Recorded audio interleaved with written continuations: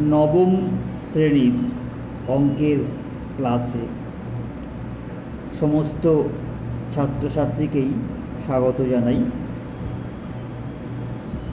বিগত ক্লাসে আমি ত্রিভুজের ক্ষেত্রফল এই বিষয়ে আলোচনা করেছি। আজকের ক্লাসে আমি এই সংক্রান্ত আরও কিছু গাণিতিক সমস্যা নিয়ে আলোচনা করব। পশ্চিমবঙ্গ মধ্যশিক্ষা পর্ষদের যে গণিত বই, সেই বইয়ের কোষে দেখি 15 পার্ট 2 এই অধ্যায় থেকে আমি কিছু অঙ্ক নিয়ে আজ আলোচনা করব। প্রথম যে অঙ্কটি নিয়ে আলোচনা করব সেটি হলো প্রবলেম নাম্বার 14।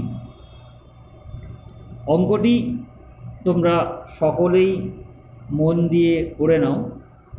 বলা হয়েছে একটি সমকোণী সমদ্বিবাহু ত্রিভুজের পরিসীমা √2 + 1 সেমি হলে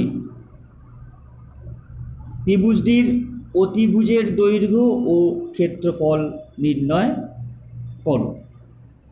অর্থাৎ আমাদের প্রথমেই জানতে হবে সমকোণী সমদ্বিবাহু ত্রিভুজ বলতে কি বোঝায়। সমকোণী ত্রিভুজ কথাটির অর্থ হলো যে ত্রিভুজের একটি কোণ সমকোণ, এবং তার সঙ্গে আরও একটি শর্ত এখানে যুক্ত হয়েছে, সেটি হলো সমদ্বিবাহু ত্রিভুজ। অর্থাৎ ত্রিভুজটির দুটি বাহু সমান হবে। আমি এই ছবিটি এঁকেছি, তোমরা সকলেই দেখতে পাচ্ছ। ত্রিভুজ এবিসি একটি সমকোণী ত্রিভুজ, যার কোণ বি হলো সমকোণ, এবং ত্রিভুজটি সমকোণী সমদ্বিবাহু। তাই এবি এবং বিসি এই বাহু দুটি সমান। তাই অঙ্কের প্রথমেই যেটা লেখা হয়েছে, যে ধরি ত্রিভুজ এবিসি একটি সমকোণী সমদ্বিবাহু ত্রিভুজ, যার এবি সমান বিসি, এটাকে আমরা এ ধরে নিয়েছি। বিগত ক্লাসে আমি আলোচনা করেছি যে সমকোণী ত্রিভুজের সমকোণের যে বিপরীত বাহু সেটি হলো অতিভুজ। অর্থাৎ এক্ষেত্রে এসি হলো অতিভুজ, এসি হলো অতিভুজ। এবং আমরা জানি এসি স্কোয়ার অর্থাৎ অতিভুজের স্কোয়ার সমান লম্ব স্কোয়ার প্লাস ভূমি স্কোয়ার। অর্থাৎ এসি স্কোয়ার সমান AB square plus AC square. এটা আমরা বিগত ক্লাসে শিখেছি পিথাগোরাসের উপপাদ্য থেকে। তোমরা সকলেই আশা করি মনে রেখেছো বিষয়টি। পিথাগোরাসের উপপাদ্য থেকে আমরা জেনেছি যে কোনো সমকোণী ত্রিভুজে অতিভুজের স্কোয়ার সমান লম্ব স্কোয়ার প্লাস ভূমি স্কোয়ার। পরের ধাপে আমরা কি করেছি, এবির জায়গাতেও আমরা এ বসিয়ে দিয়েছি, বিসির জায়গাতেও আমরা এ বসিয়ে দিয়েছি। অর্থাৎ 2a স্কোয়ার হলো। এসি সমান √2a স্কোয়ার। এখন এ স্কোয়ারের বর্গমূল করলে এ হয়ে যায়, দেখো এ বসে গেছে, এবং 2-এর বর্গমূল পূর্ণ সংখ্যায় আসবে না, তাই সেটা √2 আছে। তাই এসি সমান হয়ে গেল √2a। এখন ত্রিভুজের পরিসীমা কি হবে? তা পরিসীমা মানে আমরা জানি তিনটি বাহুর যোগফল, সেটি লেখা হয়েছে AB plus BC plus AC. এটি হলো ত্রিভুজের পরিসীমা। এখন এবির মান এ বসিয়ে দেওয়া হয়েছে, বিসি সমান এ বসিয়ে দেওয়া হয়েছে, এবং এসির মান আমরা বের করেছি √2a। তাই এই তিনটে রাশিকে যোগ করলে আমরা পাচ্ছি 2a plus √2a। a plus a 2a হলো এবং √2a যেমন ছিল পড়ে রইল। এখান থেকে আমরা √2 কমন নিয়েছি, তার ফলে পড়ে আছে √2a কমন নেওয়া হয়েছে, ব্র্যাকেটের মধ্যে পড়ে আছে √2 প্লাস a। এখন আমরা এই পরিসীমা দুটোকে সমান করে দিয়েছি, কারণ আমাকে পরিসীমা বলা আছে √2 প্লাস 1 সেমি। তাই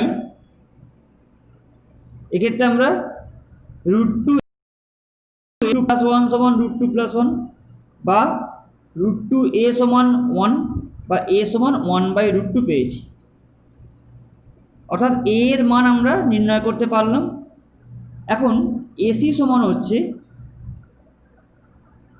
√2a, তাই এই জায়গা থেকে আমরা এসির মানটা বের করছি। দেখো এখানে a এর জায়গায় 1/√2 বসিয়ে দেওয়া হয়েছে, তাই এসি সমান 1 পেয়ে গেলাম। AB এবং BC হচ্ছে কত? 1/√2, কারণ AB এবং BCর মান হলো a। তাই ত্রিভুজের ক্ষেত্রফল কী হবে? হাফ BC গুণ AB। হাফ BC এর মান হলো 1/√2, AC এর মান হলো 1/√2, তাই হাফ গুণ হাফ। মনে রাখবে তোমরা যে √2 গুণ √2 করলে 2 হয়। এটা কিভাবে হয় তোমরা দশম শ্রেণীতে গিয়ে শিখবে। এখানে তোমরা মনে রাখবে যে √2 গুণ √2 করলে 2 হবে। এভাবে আমরা পেয়েছি যে ত্রিভুজটির ক্ষেত্রফল 1/2 বর্গ সেমি। আশা করি তোমরা সকলেই বিষয়টি বুঝতে পেরেছো। তাই আমি পরবর্তী অঙ্ক নিয়ে আলোচনা করব।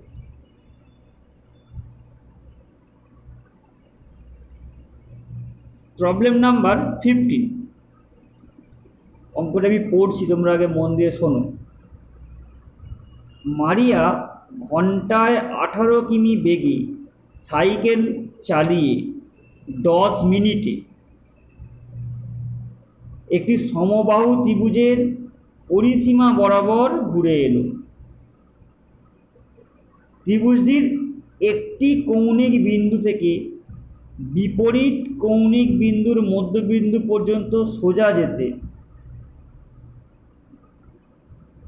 কত সময় লাগবে?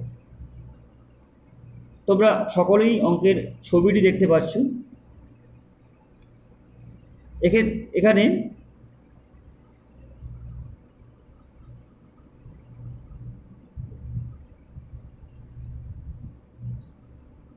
ত্রিভুজ ABC হলো সমবাহু ত্রিভুজ, যার 3টি বাহুর দৈর্ঘ্য সমান।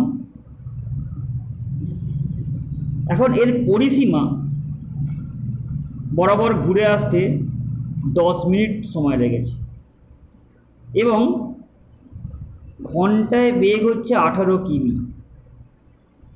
তাই আমরা লিখতে পারি যে 60 মিনিটে অতিক্রান্ত পথ হচ্ছে 18 কিমি। 1 ঘন্টায় পথ যায় 18 কিমি, অর্থাৎ 60 মিনিটে অতিক্রান্ত পথ 18 কিমি। সেখান থেকে আমরা পাবো 1 মিনিটে অতিক্রান্ত পথ 18/60 এবং 10 মিনিটে অতিক্রান্ত পথ সেটা হচ্ছে 18/60 গুণিতক 10, অর্থাৎ 3 কিমি। তাকে আমরা 1000 দিয়ে গুণ করেছি, গুণ করার ফলে কি হয়েছে? 3000 মিটার হয়ে গেছে। এটাই হলো সমবাহু ত্রিভুজের পরিসীমা, কারণ মারিয়া 10 মিনিটে পরিসীমা বরাবর 1 পাক ঘুরে এসেছে। এই বাহু দৈর্ঘ্য কী হবে? না, বাহু দৈর্ঘ্য হলো 3000/3 সমান 1000 মিটার। এটা হলো সমবাহু ত্রিভুজটির বাহুর দৈর্ঘ্য। এখন বলা হয়েছে যে এই ত্রিভুজটির একটি শীর্ষবিন্দু থেকে অপর বাহুর মধ্যবিন্দু পর্যন্ত এসেছে, অর্থাৎ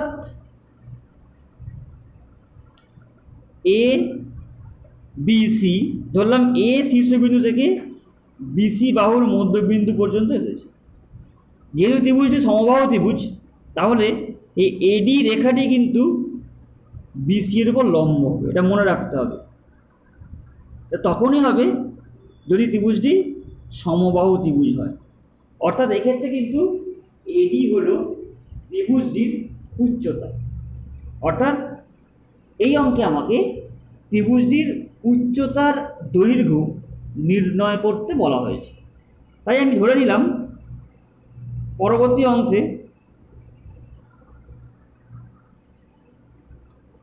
উচ্চতা হলো এডি, এবং তোমরা বিগত ক্লাসে শিখেছো যে যদি সমবাহু ত্রিভুজের বাহুর দৈর্ঘ্য জানা থাকে তাহলে উচ্চতা হলো √3/2 গুণ বাহু, অর্থাৎ √3/2 গুণ 1000, অর্থাৎ 500√3 মিটার। এটাই হলো উচ্চতা। এখন আমাকে বের করতে হবে এই 500√3 মিটার পথ যেতে কত সময় লাগে।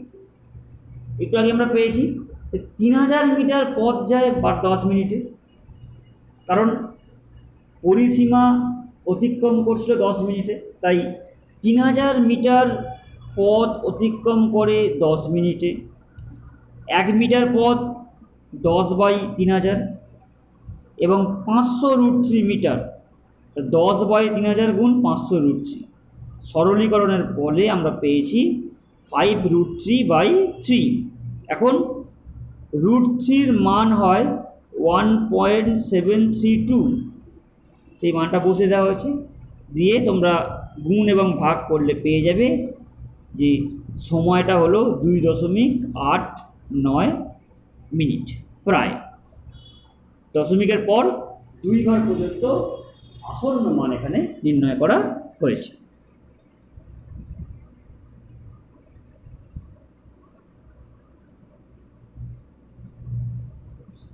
পরবর্তী অঙ্ক, প্রবলেম নাম্বার 16। অঙ্কটা আমি পড়ছি, তোমরা সকলেই মন দিয়ে শোনো। একটি সমবাহু ত্রিভুজের প্রতিটি বাহুর দৈর্ঘ্য 1 মিটার বৃদ্ধি করলে ত্রিভুজটির ক্ষেত্রফল √3 বর্গমিটার বৃদ্ধি পায়। সমবাহু ত্রিভুজের বাহুর দৈর্ঘ্য নির্ণয় করো। আমরা ধরে নিলাম যে সমবাহু ত্রিভুজটির বাহুর দৈর্ঘ্য হলো a মিটার। তাহলে ক্ষেত্রফল সমবাহু ত্রিভুজের যে সূত্র আমরা জানি, √3/4 ইন্টু বাহু স্কোয়ার, অর্থাৎ √3/4 a স্কোয়ার। এখন বাহুর দৈর্ঘ্য 1 মিটার বৃদ্ধি পেয়েছে, তাই ত্রিভুজটির বাহুর দৈর্ঘ্য হলো a+1 মিটার, এবং একইভাবে ক্ষেত্রফল সেটি হলো √3/4 ইন্টু a+1 এর হোল স্কোয়ার। কারণ ক্ষেত্রফল হলো, ফর্মুলাটা তোমরা আরও একবার মনে করে দেখো, √3/4 গুণ বাহুর হোল স্কোয়ার। এটাই হলো ক্ষেত্রফলের সূত্র। এক্ষেত্রে বাহু হলো a+1, তাই √3/4 গুণ বাহু স্কোয়ার। এখন বলা হয়েছে যে ক্ষেত্রফলের অন্তর, অর্থাৎ এখনকার ক্ষেত্রফল বিয়োগ আগেকার ক্ষেত্রফল সমান √3। এখন ক্ষেত্রফল √3/4 গুণ a+1 এর হোল স্কোয়ার, আগের ক্ষেত্রফল √3/4 ইন্টু বাহু স্কোয়ার সমান √3। এখন √3/4 কমন নেওয়া হয়েছে, তাহলে পড়ে আছে a+1 এর whole square minus a square সমান √3। পরে আমরা কী করেছি যে √3/4কে সমান চিহ্নের ডান দিকে নিয়ে আসা হয়েছে, এটা হয়ে গেছে 4/√3। আর বাম দিকে আমরা a+1 এর হোল স্কোয়ার একে ভেঙেছি a square plus 2ab plus b স্কোয়ারের সূত্র কাজে লাগিয়েছি, অর্থাৎ a স্কোয়ার প্লাস 2a+1 এবং মাইনাস এ স্কোয়ার যেমন ছিল তেমন থেকে গেছে। তাহলে এখান থেকে প্লাস এ স্কোয়ার এবং মাইনাস এ স্কোয়ার কেটে গেল, পড়ে রইল 2a + 1 = 4। এখন সংখ্যাকে ডান দিকে নিয়ে যাওয়া হয়েছে পরের লাইনে, তাই আমরা পাবো 2a = 4 - 1, 2a = 3, a = 3/2 বা 1.5, অর্থাৎ সমবাহু ত্রিভুজের বাহুর দৈর্ঘ্য 1.5 মিটার।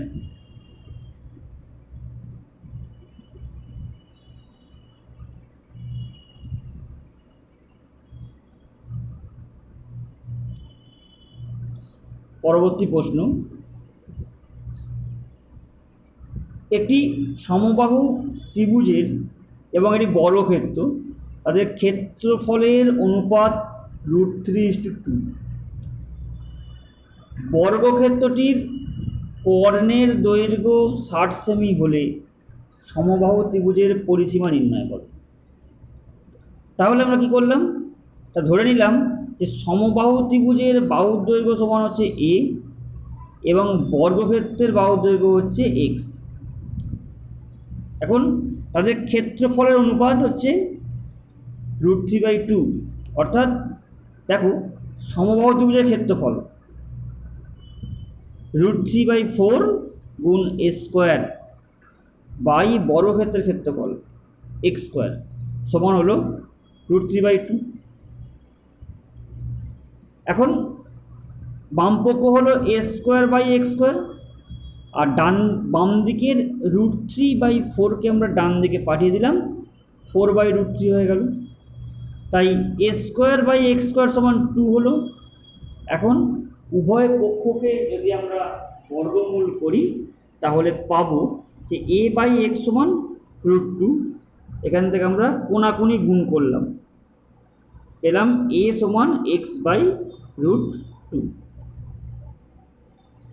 এ ছিল কি না বর্গক্ষেত্রটির ত্রিভুজের বাহুর দৈর্ঘ্য। তাই কর্ণের দৈর্ঘ্য কি হবে, x√2। এখন x√2 সমান হলো a, তাই x√2 সমান হলো 60। এখান থেকে আমরা পাবো a = 60। দেখো 1 নম্বর সমীকরণ কি বলছে, 1 নম্বর সমীকরণ থেকে আমরা পাচ্ছি a = x√2, এটা আমরা পেয়েছি 1 নম্বর সমীকরণে। তাই a সমান হয়ে যাবে 60, অর্থাৎ সমবাহু ত্রিভুজের বাহুর দৈর্ঘ্য হলো 60 সেমি এবং তার পরিসীমা 3 গুণ একটি বাহুর দৈর্ঘ্য বা 3 গুণ 60 সমান 180 সেমি। আশা করি তোমরা সকলেই অঙ্কটি বুঝতে পেরেছো। তোমরা প্রত্যেকেই আমার এই আলোচনাটি শুনে খাতায় অঙ্কগুলি করবে, তাহলে তোমাদের সমস্যার জায়গাগুলি আরও বেশি করে বুঝতে পারবে। পরবর্তী ক্লাসের সময় আমাকে সেই সমস্যার কথাগুলি বললে আমি সেই বিষয়গুলি নিয়ে আরও বিস্তারিতভাবে তোমাদের